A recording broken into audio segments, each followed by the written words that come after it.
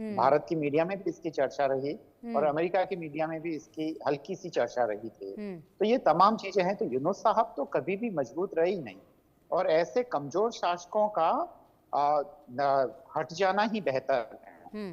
क्योंकि वो एक अच्छे अकादमिशियन हो सकते हैं पर एक अच्छे प्रशासक नहीं। बिल्कुल जी, बिल्कुल बिल्कुल thank you Arvind ji. Sir, आपने बिल्कुल सही कहा और इनका हट जाना ही अच्छा है, लेकिन फिलहाल जो स्थिति बनी हुई है उससे बांग्लादेश को कितना वक्त अब लग जाएगा उभरने में, ये भी एक सवाल बनता है यहाँ पर कि क्योंकि साफ तौर पर बांग्लादेश की जनता को ये सब कुछ झेलना पड़ रहा है इस वक्त। आएंगे आपके पास, चर्चा लगातार जारी रहेगी। सर्वे का तीसरा सवाल है सामने, उसका रुख कर लेते हैं।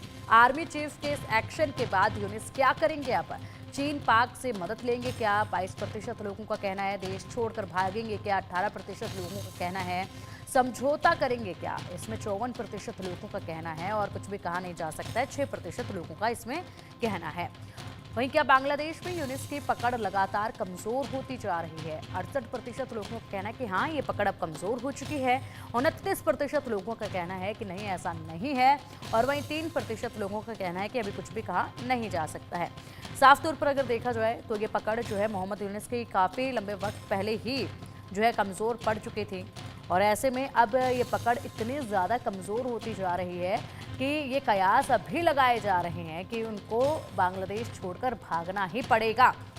ऐसे में विनोद दत्ता सर, सर्वे का सवाल आपने सुना है, क्या लगता है आपको इन हालातों में मोहम्मद यूनिस जो है वो कौन सा रास्ता अख्तियार कर सकते हैं? समझौते का अगर रास्ता वो अख्तियार करते हैं तो किस तरह का समझौता वो करेंगे? देखिए, यूनुस के पास बहुत ज़्यादा विकल्प नहीं है, क्योंकि अभी जैसे अरविंद जी ने बताया और बड़ा अच्छा आकलन किया कि भाई वो एक कुशल इकोनॉमिस्ट थे। उन्होंने जो ग्रामीण बैंक थी उसको बड़ा जो बांग्लादेश की इकोनॉमी है उसमें काफ़ी कंट्रीब्यूशन किया। नोबल लॉरिएट भी रहे हैं। लेकिन वो एक कुशल शासक या कुशल सियासतदान नहीं है। तो उनके पास विकल्प यही बचता है, क्योंकि अमेरिका भी बहुत ज्यादा उनको अब सपोर्ट इतना देने वाला नहीं है। तो मुझे लगता है वो एक ऐसी डील, कॉम्प्रोमाइज स्ट्राइक करेंगे बांग्लादेश आर्मी के साथ, कि जो ड्राइविंग सीट है या जो प्राइम मूवर है वो बांग्लादेश आर्मी होगी। जो ड्राइविंग सीट पे chief of the army staff होंगे बांग्लादेश आर्मी के, और he will play as a second fiddle. और वो ये मतलब जो पाकिस्तान जो बांग्लादेश आर्मी है वो इसको इस तरह से मतलब इस पूरे ताने बाने को इस तरह से बुनेगी कि जिसमें वो कोशिश करेगी कि स्टूडेंट्स को साधने की कोशिश करें, क्योंकि आपने देखा है कि स्टूडेंट और जो आर्मी का जो आमना सामना हुआ था जब ये अनरेस्ट शुरू हुआ था, तो आर्मी भी उनको काबू करने में सफल नहीं हुई थी। तो मुझे पूरा यकीन है कि जमा साहब, जनरल जमा, ये चाहेंगे कि स्टूडेंट को अपने फेवर में रखें, उनको राइट साइड में रखें, और जो बाकी खालिदा जिया और ये यूनुस वाला जो फैक्टर है या जो और छोटी छोटी तंजीमें हैं उनको वो एक वो कहते हैं कि मतलब they will give he will give them some takeaways जिससे वो शांत रहें। तो मुझे लगता है ये जो डील है वो बिटवीन स्टूडेंट्स और जो सियासत या जो बांग्लादेश आर्मी है उसके तहत होगी। और मुझे लगता है कि जनरल जमा इसको, क्योंकि अगर उन्होंने कंसंट्रेशन के लिए बोला है या ट्रुप्स को वो कन्वर्ज कर रहे हैं ढाका की तरफ, तो आई एम श्योर इन्होंने कई पहलुओं पे विचार किया होगा।